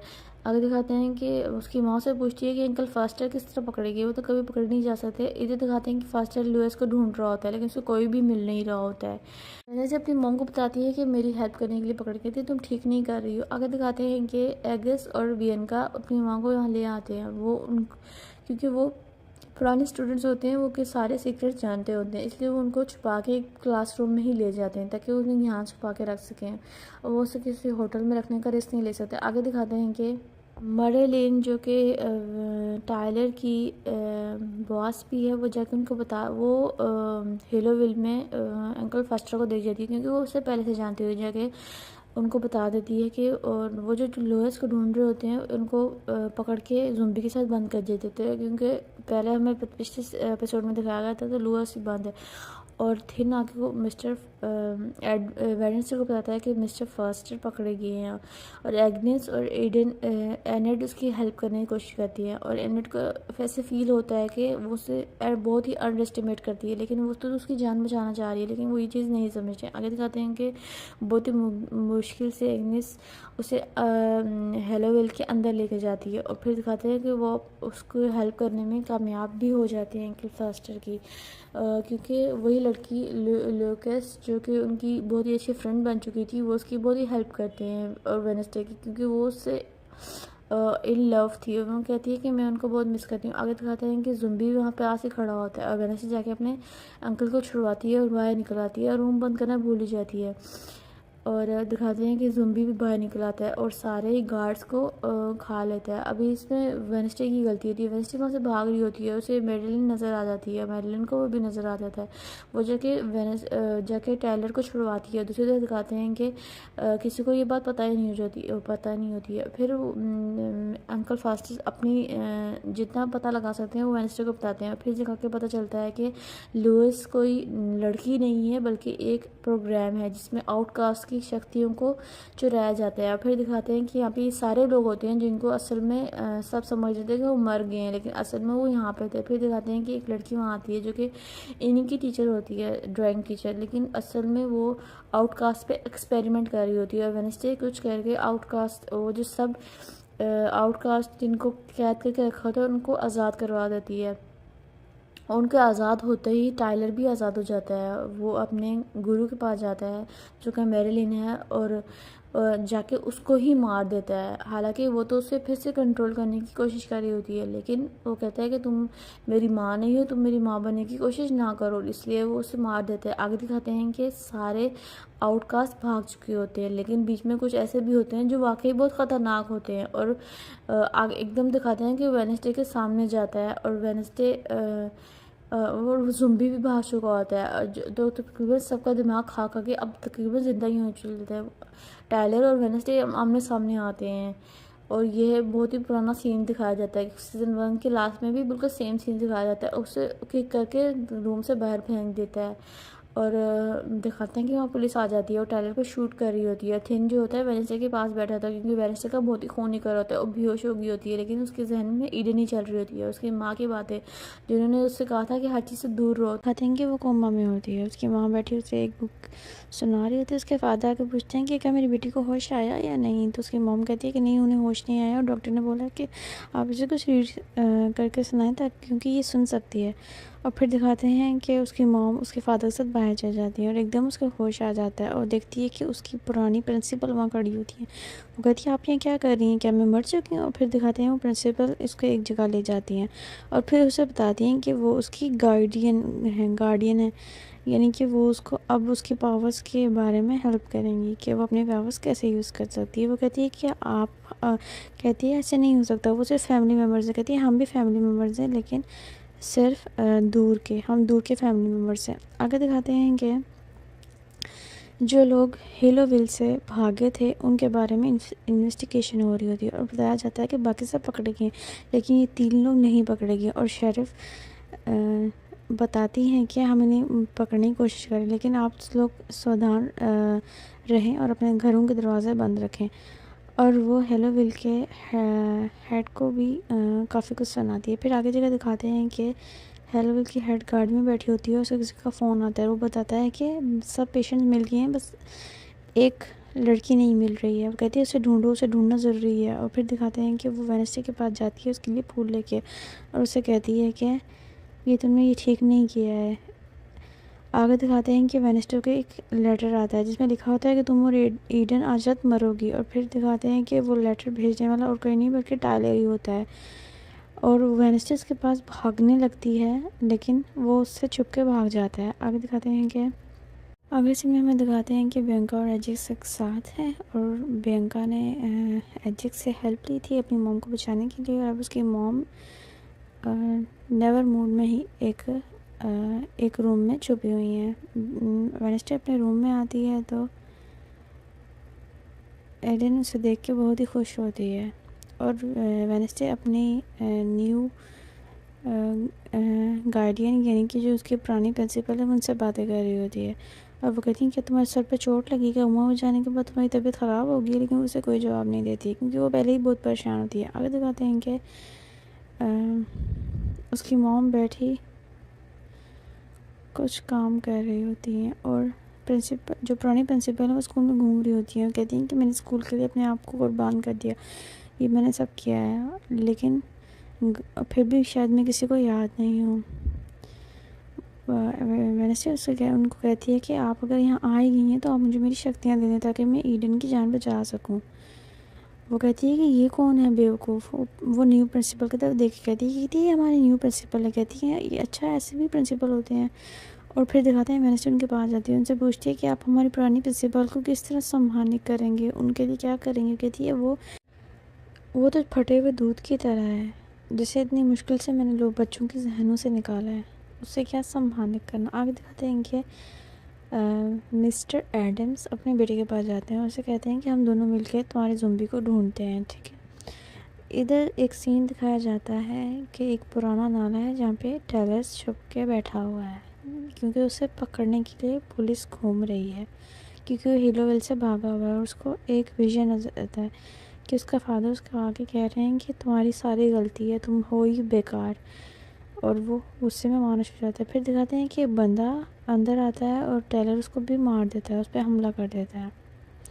इधर दिखाते हैं कि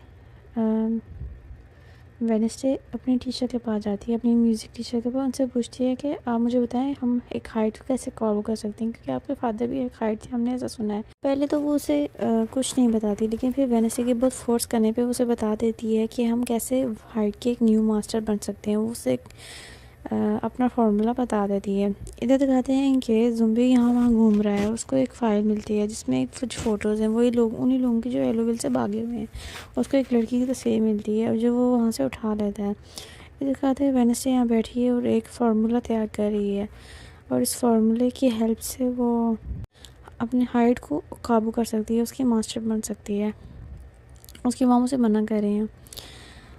इनेट और अपने न्यू बॉयफ्रेंड के साथ बैठी होती है और वो बात कर रहा होता है कि तुम वेडनेसडे से जितना रूठ हो उतना अच्छा है, और फिर वो डिसाइड करते हैं कि वो नाइट शर्ट्स को फिर इकट्ठा करेंगे। फिर वो सबको एक मैसेज भेजती है और दूसरे वो दिखाते हैं कि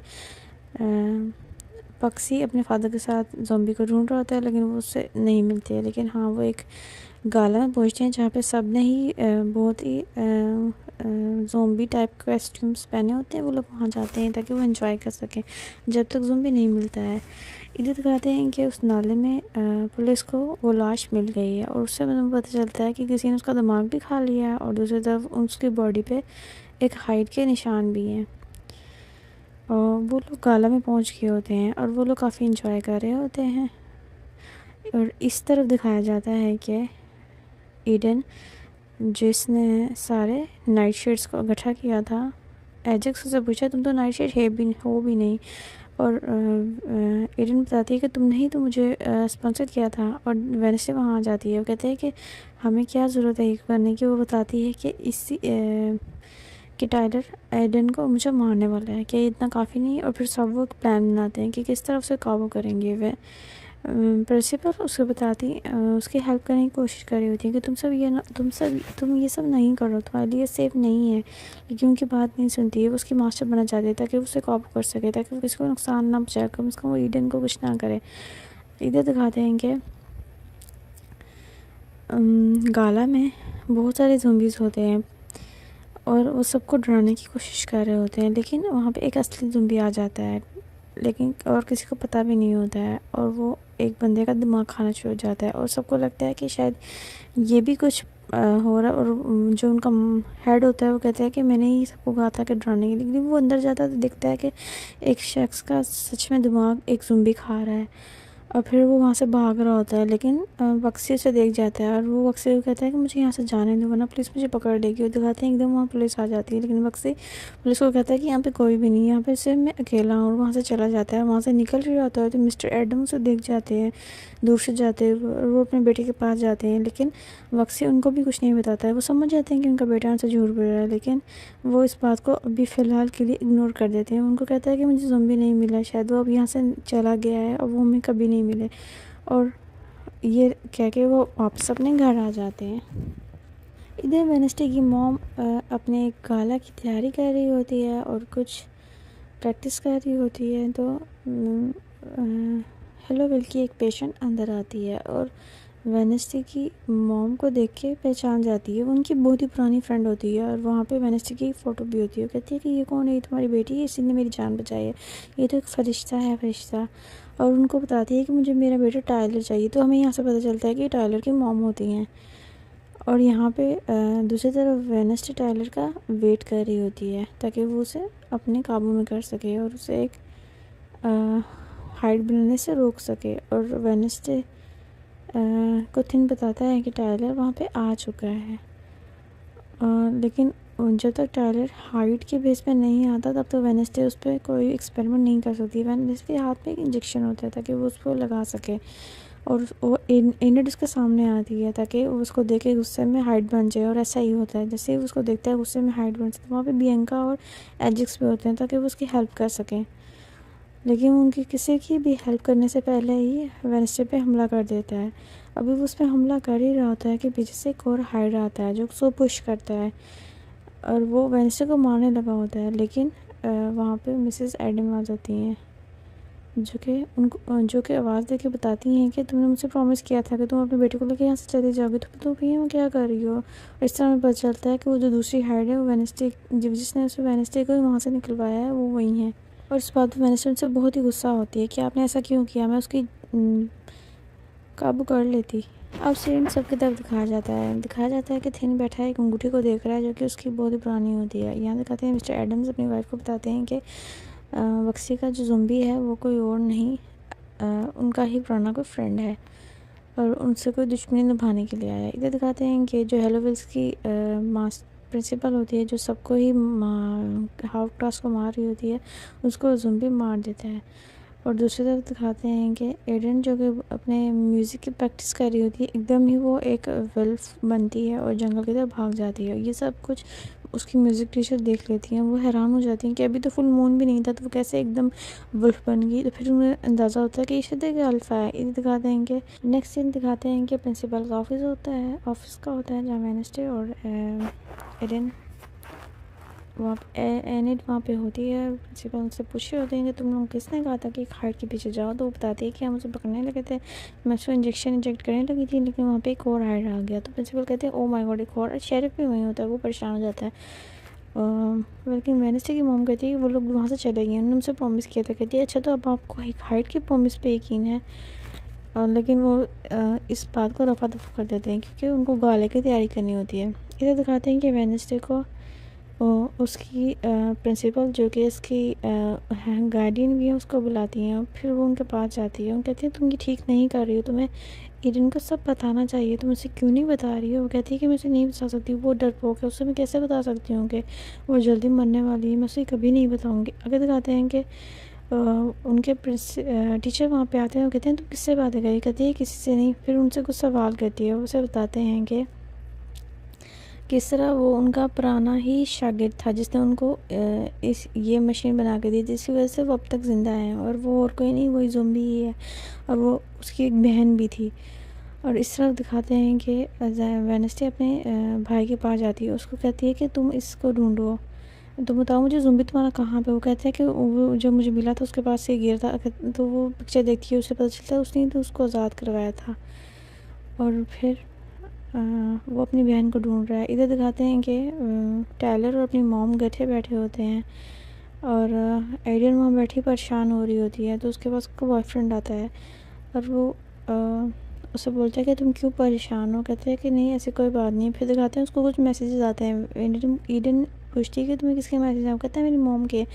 और वो किस करने लगती है, लेकिन वहीं पे म्यूज़िक टीचर आ जाती है। वो ईडन को एनिट को अपने साथ ले जाती है और उनको बहुत इंसल्ट भी करती है कि तुम लोग क्लासरूम में क्या कर रहे थे। और एनिट को समझाती है कि तुम एक अल्फ़ा हो, इसीलिए तुम बार बार अपना रूप बदल रहे हो। दिखाते हैं कि वेडनेसडे अपनी ग्रैंड माँ के पास जाती है जो कि निशाने लगा रही होती है। उनको कहती हैं कि मैं अपनी किस तरह शख्सियत ले सकती हूँ, आप मुझे कुछ बताती क्यों नहीं हो। कहती है कि तुम्हें मैंने बताया था ना कि तुम्हारी मॉम ने वो किताब जला दी है, मैं तुम्हें क्या बता सकती हूँ। फिर उसे एक तरीका बताती हैं कि कब्रिस्तान में जाके तुमने एक मंत्र पढ़ना है और इस तरह तुम्हारी शक्तियाँ कुछ पल के लिए वापस आ जाएंगी, लेकिन अगर तुमने कोई गड़बड़ की तो तुम्हारा बहुत ही नुकसान होगा।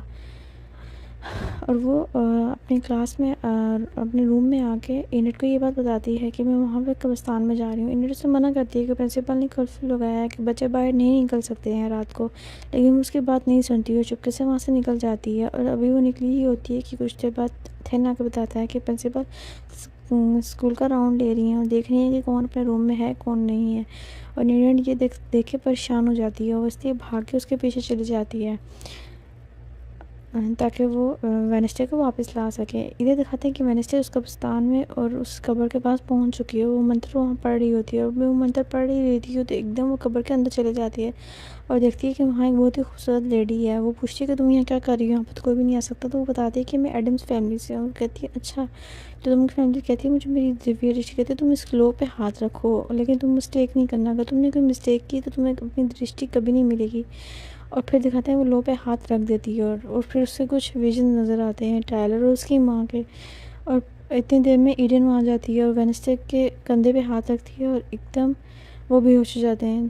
फिर दिखाते हैं जब उन्हें होश आता है तो ईडन और वेडनेसडे की बॉडी की सोल्स एक दूसरे की बॉडी में स्वैप हो चुकी होती हैं। अब वेडनेसडे ईडन होती है और ईडन वेडनेसडे होती है और ये दोनों अब ईडन तो इनेट तो इतनी पैनिक नहीं हो रही थी, लेकिन वेडनेसडे जो कि जिसकी बॉडी में अब इनेट है वो इतनी पैनिक हो रही होती है, इतनी शोर मचा रही होती है। कहती है मैं इतनी ठंडी क्यों हूँ, क्योंकि वेडनेसडे हमेशा ठंडी ही रहती थी और इनेट जो कि एक वुल्फ है वो गर्म होती थी। और वेडनेसडे कहती है कि मैं इतनी चिपचिपी और गीली हूँ। और थिंक कहता है कि तुम लोग में से वेडनेसडे कौन है, वो कहती है कि ऑफ कोर्स मैं ही वेडनेसडे हूँ। और फिर दिखाते हैं कि वेडनेसडे और वो बाहर निकलते हैं ताकि वो अपने इस मसले का हल निकाल सके। इनेट को सब आवाज़ें दे रहे होते हैं और वेडनेसडे जो कि अब इनेट है वो सबके पास भाग भाग के जा रही है। सब हैरान होते रहते हैं ये वेडनेसडे को हो क्या गया है, लेकिन वेडनेसडे उसे समझा देती कि उसे क्या करना है। फिर दिखाते हैं एक दिन एग्नेस आ जाती है जो कि उनकी बहुत ही पुरानी फ्रेंड है। वेडनेसडे को कहती है कि मैं आपके लिए रोज़ यहाँ कॉफ़ी लेके कहती है मुझे ये गंदी कॉफ़ी नहीं पीनी है। और फिर वो जाके अपने लिए ऑर्डर करती है, वही ऑर्डर जो हमेशा इनेट का होता है, लेकिन अब वो वेडनेसडे कर रही होती है और साइड पे बैठ के कॉफ़ी पीने लगती है। और एग्नेस उससे आके बताती है कि आपको तो कलर से एलर्जी है ना, फिर आप ये कैसे पी सकती हैं। और दूसरी को दिखाते हैं कि इनेट का बॉयफ्रेंड उसके पास आता है, उसको पीछे से एक हग करता है और एकदम क्योंकि वो तो वेडनेसडे है इसलिए वो उसके साथ उसको एकदम उल्टा देती है। कहते हैं तुम्हें क्या हुआ, तुम्हें तो सरप्राइज़ पसंद है। इधर दिखाते हैं कि वो कॉफ़ी पीने की वजह से इनेट को एलर्जी हो जाती है। उसकी मॉम कहती है शायद तुमने अपनी टैबलेट्स नहीं ली हैं, तुम ये क्रीम लगा लो। उसे क्रीम देती हैं जिसको लगाने के बाद उसकी सेकंड में ही उसके फेस सही हो जाता है। वो उनसे पूछती है कि आपने इसके अंदर क्या लगाया। वो कहते हैं इसके अंदर मरी हुई हड्डियों की राख है। और वो एकदम डर जाती है और वहाँ से जाने लगती है और वो अपनी मॉम को मॉम कहती है, हालांकि वेडनेसडे हमेशा उनको मदर कहती थी इसलिए उनको ये बहुत अजीब लगता है। कहते हैं कि आज रात हमारे साथ डिनर करो। और वो टालने की कोशिश करती है लेकिन नहीं। फिर वो दिखाते हैं कि वेडनेसडे दोबारा उस कब्र पे जाती है और उसको बोलती है कि मैं इसे कैसे ठीक कर सकती हूँ, लेकिन वहाँ पे कोई जवाब नहीं आता। उसके बच्चे लोग बताते हैं कि इसका कोई हल नहीं है, बस तुम 24 घंटे के अंदर मर जाओगी। जब जब इसके साथ ये हुआ है वो 24 घंटे का मर गया। फिर दिखाते हैं कि ज़ुम्बी एक घर के अंदर होता है। फिर वो देखते ही देखते एक सीक्रेट डोर खुलता है और वहाँ से अंदर चला जाता है और हमें पता चलता है वहीं से अंदर टायलर और उसकी मॉम भी छुपे हुए हैं। और उसका घर ये घर उसके फादर ने शेरिफ ने बनाया था और वो उसकी मॉम के हाथ में एक पिस्टल भी होती है जो कि उसके फादर की ही होती है। और वो अपने भाई को देख के हैरान हो जाती है, कहती है कि तुम कैसे हो सकते हो, मैंने तुम्हें तो मार दिया गया था ना। कहते हैं कि हाँ लेकिन मैं ज़िंदा हूँ। टायलर तो हैरान हो जाता है ये कौन है। वो अपनी बहन के गले लगता है और उससे बताती है कि ये तुम्हारे मामू हैं और अब ये भी ज़िंदा हैं, ये भी एडम्स। आगे दिखाते हैं कि वेडनेसडे गुस्से में बैठी गिटार प्ले कर रही होती है और प्रिंसिपल म्यूज़िक टीचर के पास कहती है मुझे तो पता नहीं था ईडन की तुम ही बनाती हो। उनको क्या पता कि ईडन नहीं है, ये तो वेडनेसडे है। वो कहती है हाँ मैं भी बनाती हूँ। फिर दिखाते हैं वहाँ पे फ़ोटो लगी होती है, ये उसी की होती है जिसने वेडनेसडे को शक्तियाँ लुटानी होती हैं। उसके पीछे एक घर होता है, वो वहीं होता है जहाँ पे उसकी फैमिली अभी रह रही होती है। वो वेडनेसडे वहाँ जाती है एक सीक्रेट रूम में जाती है जहाँ पे उसे बहुत सारी बुक्स मिलती हैं जो उसकी मम्मा ने ही लिखी थी, और फिर उसे वो लड़की भी मिलती है जो उसे बताती है कि उसे क्या करना है। वेडनेसडे असल में तो वेडनेसडे होती है, लेकिन सबको वो इनेट लग रही होती है। उसकी मम कहती है इनेट तुम यहाँ क्या करोगे, तुम्हें वेडनेसडे नहीं यहाँ भेजा है। दूसरे तरफ दिखाते हैं कि वेडनेसडे थिंग को कहती है तुम मेरे साथ चलो। वो कहता है कि नहीं मुझे इस पार्टी में जाना है, यहाँ पे सिर्फ पार्ट्स होते हैं। वो कहती है अच्छा तुम जा सकती हो। और फिर वो बैठ के वेडनेसडे के नॉवेल्स पढ़ती है, और उसके अंदर वेडनेसडे ने उसके बारे में बहुत कुछ लिखा होता है, जैसे कि वो बहुत कमज़ोर है, उसको हर किसी की मदद की ज़रूरत पड़ती है, बहुत पागल है। उसको गुस्सा आ जाता है। वो क्या करती है, वो बहुत ही कलरफुल कपड़े पहन के डांस करना शुरू हो जाती है स्कूल के हॉल में, और सब लोग उसकी वीडियोस बना रहे होते हैं, और कुछ तो लाइव उसको कवरेज कर रहे होते हैं। अभी वो डांस कर ही रही होती है कि वहाँ पे वेडनेसडे जो कि एनिड है वो सच में आ जाती है। और दूसरी तरफ दिखाते हैं कि एनिड उसके बॉयफ्रेंड के पीछे खड़ी उसकी बातें सुन रही होती है, और वो किसी और ज़बान में बात कर रहा होता है। वो उसे मुड़ता है, उसे कहता है कि मैं अपनी मॉम से बात करता है। कहता है अच्छा तुम अपनी मॉम को मिस यू और लव यू भी बोलते हो। और वो एकदम डर जाता है, कहता है तुम्हें ये ज़बान तो कैसे कभी नहीं आती थी। अब उसको क्या पता कि ये वेडनेसडे है। अब इधर दिखाते हैं कि एडेंट वेडनेसडे के रूम बेड पे लेटी होती है, और एग्नेस वहाँ आ जाती है, कहती है तुम यहाँ क्या कर रही हो, और उसकी काफ़ी इंसल्ट कर देती है, और उसे ये भी बता देती है कि तुमने ही तो बताया था कि इनेट मरने वाली है और उसको हमें बचाना है, और तुम अगर उसे बचाओ तो मैं तुम्हारी बहुत अच्छी फ्रेंड बन सकती हूँ। और इनेट को यहाँ पता चलता है कि वेडनेसडे उसके लिए क्या क्या कर रही है, लेकिन उसे किसी और बात में गुस्सा आया होता है, और वो उसे पता होता है मैं अभी वेडनेसडे हूँ। इग्नेस की काफ़ी इंसल्ट करती है, कहती है दोबारा अपनी शक्ल मत दिखाना, तुम मेरे लिए टॉय हो। और फिर वो दिखाते हैं वो रोते हुए वहाँ आ जाती है जहाँ पे एक पार्ट्स की पार्टी चल रही होती है। दिखाते हैं वहाँ पे आँख, नाक, कान और थिन भी होता है, और वो लोग किसी बातें कर रहे होते हैं। इधर दिखाते हैं कि एनेट जो कि अब वेडनेसडे के गेटअप में है, वो उनकी फैमिली डिनर पे जाती है, और उनको फैमिली डिश आउट की जाती है, जो कि सबके ख्याल से वेडनेसडे की फेवरेट होती है। लेकिन एनेट जो कि वेजिटेरियन है, जिसको ये सब खाने का कुछ नहीं पता, वो हैरान हो जाती है, वो परेशान हो जाती है कि वो कैसे खाए। दूसरे दिखाते हैं कि वेडनेसडे की मॉम उससे पूछती हैं कि तुम्हें क्या हुआ, तुम इतनी वियर्ड बिहेव क्यों कर रही हो। दूसरे दिखाते हैं कि एग्नेस जो प्रोफेसर से मिलने के लिए जा रही होती है, देखती है कि उनको एक ज़ुम्बी खा रहा है, और वो एकदम चीख मार देती है, और फिर वहाँ से गायब हो जाती है। ज़ुम्बी जो उसकी चीख सुन के उसके पीछे भागता है, लेकिन क्योंकि वो अपनी पावर से गायब हो चुकी है इसलिए कोई उसे देखता नहीं है। दिखाते हैं कि वो भाग के उनकी गाड़ी की डिग्गी में छुप जाती है, और वेडनेसडे को मैसेज करती है कि जैसा कि तुमने कहा था कि मैं बहुत ही फालतू हूँ, लेकिन मैं फालतू नहीं हूँ, मैं उनका पीछा कर रही हूँ, जहाँ पर टाइलर भी है, उसकी मॉम भी है, और एक ज़ुम्बी भी है, और वो अभी हेलोविल की तरफ जा रहे हैं। दिखाते हैं और वेडनेसडे और एनेट भी वहाँ पहुँच जाती हैं, और वो दिखाते हैं कि वो अपनी बहन पर एक्सपेरिमेंट कर रहा होता है ताकि वो उसे हाइट्स बनाने से हटा सके, और फिर ही उसकी जान बचाई जा सकती है। इधर दिखाते हैं कि वेडनेसडे और एनेट दोनों जिनकी बॉडी भी स्वैप हो चुकी हैं, जो कि टाइलर को ऑफ कोर्स नहीं पता, वो वहाँ आ जाती हैं, और एकदम टाइलर एग्नेस को पकड़ लेता है और एक रूम में बंद कर देता है। और इधर दिखाते हैं कि वो चुपके से सारे बटन टर्न ऑफ कर देती है। इधर दिखाते हैं कि वेडनेसडे वहाँ आ जाती है, उनकी जान एग्नेस की जान बचा लेती है, वो एकदम वहाँ से भागते हैं, और वो उसे कहती है तुम रूम में जाओ, हम अभी आते हैं। फिर वहाँ दिखाते हैं वो कुछ बातें करती हैं, वो अपने बारे में सच बताती हैं, और उसके बाद उनकी बॉडी फिर से स्वैप होती है, और जब उनकी दोबारा आँख खुलती है तो बिल्कुल नॉर्मल हो चुकी थी हैं। प्रिंसिपल उनको दिखाती है कि अब एनेट की मौत की भविष्यवाणी तो ठीक हो चुकी है, लेकिन अब कोई एडमिट करेगा, और कौन एडमिट होगा हम नहीं जानते। अब वेडनेसडे के लिए एक और मसला। इधर दिखाते हैं कि एक पास सीन दिखाया जाता है जिसमें प्रिंसिपल दिखाए जाते हैं, जो कि अभी प्रेजेंट प्रिंसिपल है, वो एक लड़के से बातें कर रहे हैं, उसको बता रहे होते हैं कि मैं एक आउटकास्ट हूँ, मेरे पास कुछ पावर हैं जिसके जरिए हम बहुत अमीर बन सकते हैं। वो कहता है कि सच में क्या। वो कहते हैं हाँ। कहते हैं तुमने ये काम किया था, लेकिन तुमने अकेले में किया था, अगर तुम किसी के साथ करते तो तुम्हें इतना प्रॉब्लम नहीं होती। और दिखाते हैं कि ये सीन प्रिंसिपल ही बैठे सोच रहे होते हैं, और जो उन्होंने फ्रॉड किया होता है वो किसी और के साथ नहीं, बियंका के साथ ही किया होता है। इधर दिखाते हैं कि पुलिस आई होती है और शेरिफ भी आए होते हैं, जो प्रोफेसर को देख रहे होते हैं कि ये ज़ुम्बी यहाँ तक पहुँच गया है, लेकिन गाला कैंसिल नहीं होता, वो हैरान होते हैं। इधर दिखाते हैं कि एग्नेस कहती है कि तुमने मुझे अच्छी तरह बेवकूफ़ बनाने की कोशिश की, लेकिन मैं नहीं बनी हूँ, और अब तो भविष्य में नहीं हट के तो अब तुम क्या चाहती हो।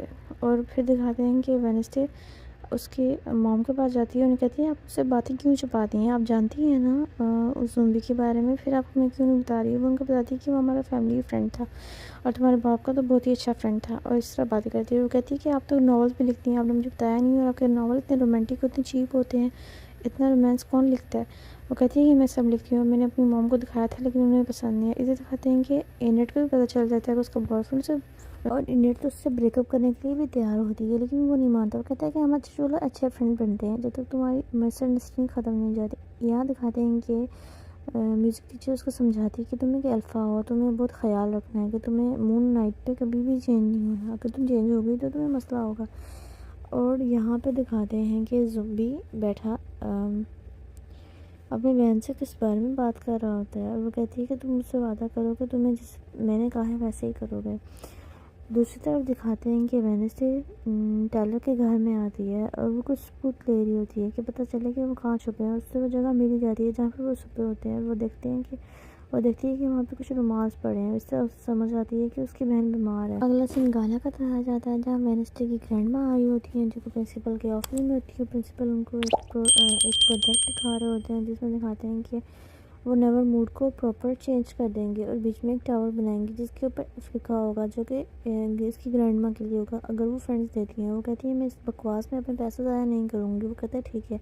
और फिर दिखाते हैं वहाँ बियंका आती है और उनको अपने साइलेंट शौक से कन्फेंस कर ही लेती है। आगे सीन में दिखाया जाता है कि इनेट केज में बंद होती है।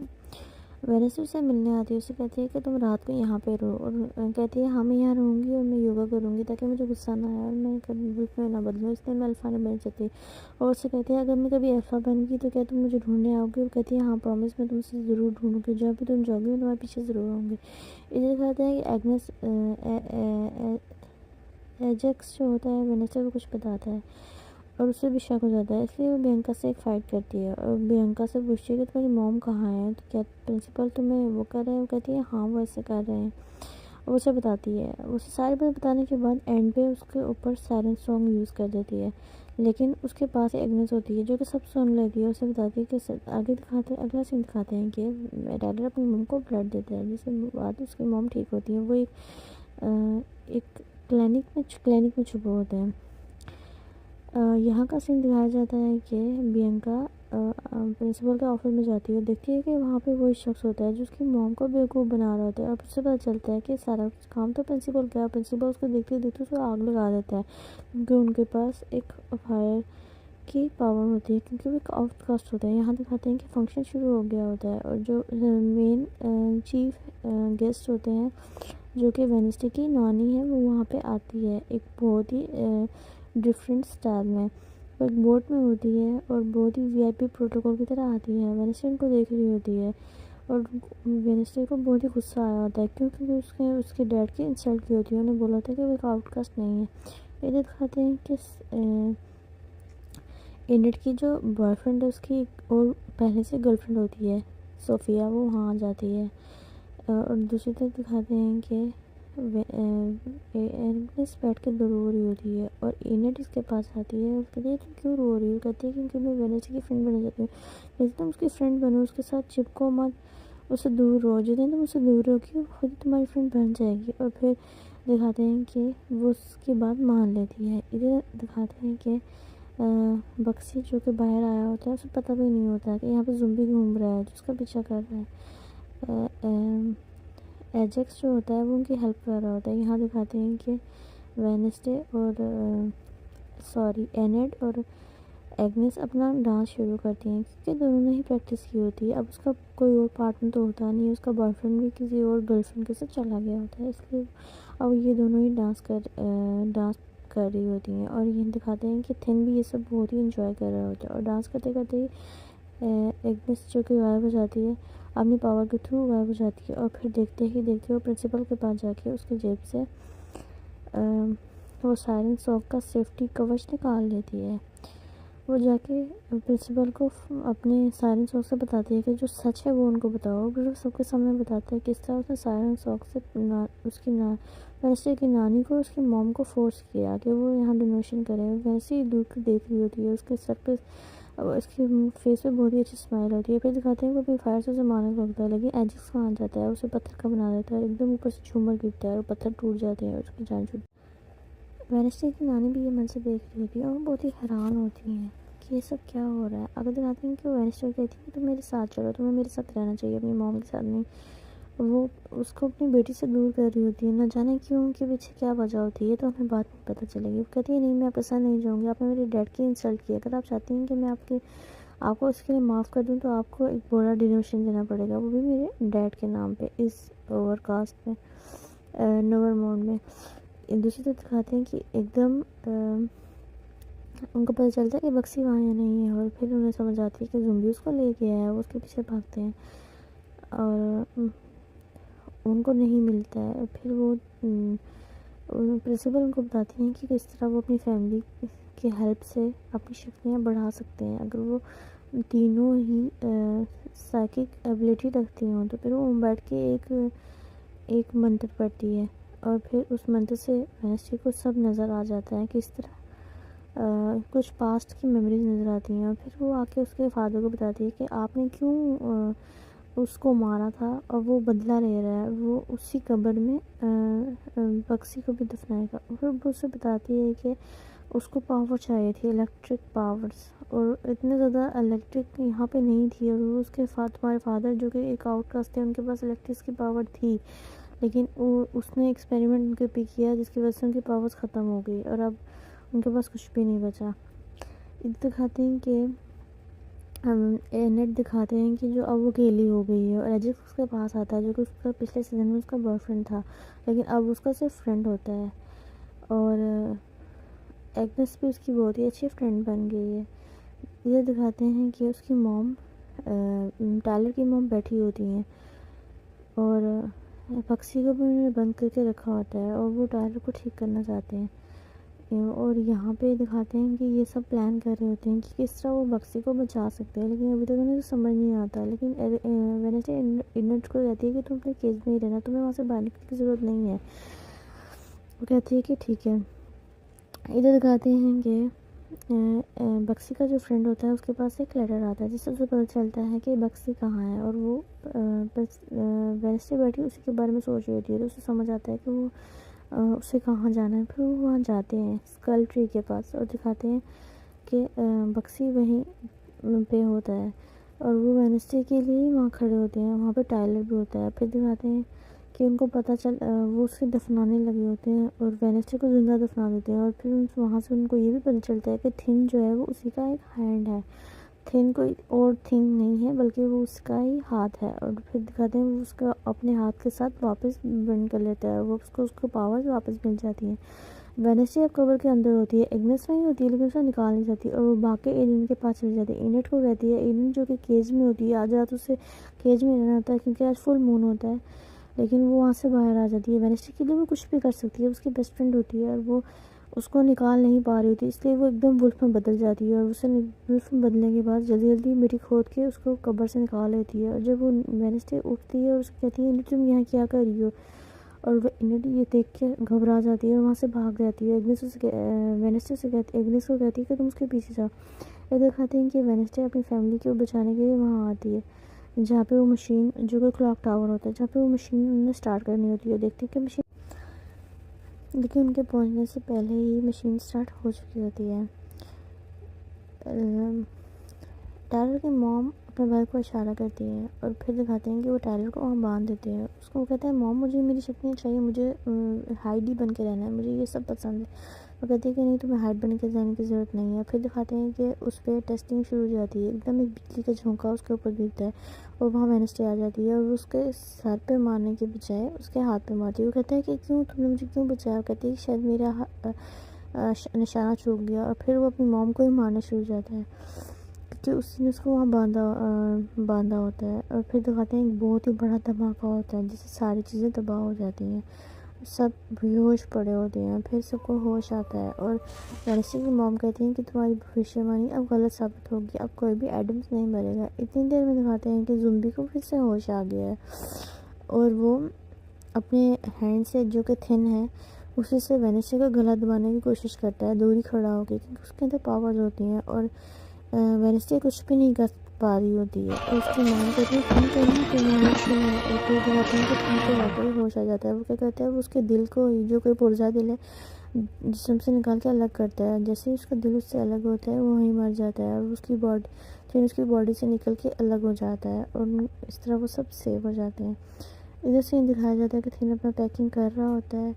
टाइलर कब्र के पास खड़ा होता है जो उसकी मॉम की और उसके मामू की होती है और टीचर उसके पास आती है, उसे बताती है कि तुम मेरे साथ चलो। इधर दिखाते हैं कि बक्सी को उसका एक फ्रेंड मिल गया होता है और वेडनेसडे को उसकी मॉम उसकी आंट की एक बुक देती है और प्रिंसिपल से कहती है अब मैं चलती हूँ, मैं फिर आऊँगी।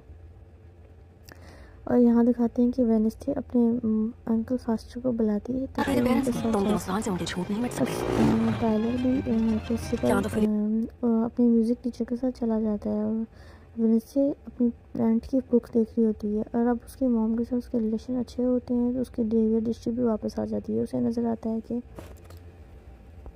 एक कमरे में उसकी नानी ने ही उसकी आंट अफलिया को बंद करके रखा हुआ है और वहाँ उस रूम में लिखा होता है कि वेडनेसडे मस्ट बी डाइड। और यहाँ दिखाते हैं कि वेडनेसडे अपने सफ़र पर निकल गई है इनेट को ढूंढने के लिए जो उसने वादा किया था। अब नेक्स्ट सीज़न में ही दिखाया जाएगा कि इनेट मिलती है या नहीं मिलती है, अगर मिलती भी है तो किस साथ में मिलती है और आंट ओफेलिया की जिसकी विजन वेडनेसडे को नज़र आया था। ये सब कुछ हमें पता चलेगा सीज़न 3 में। और तब तक के लिए हम कोई और ड्रामा एंजॉय करते हैं और हमें कमेंट में ज़रूर बताएंगे आपको सब कैसा लग रहा है। तब तक के लिए बाय बाय। Channel subscribe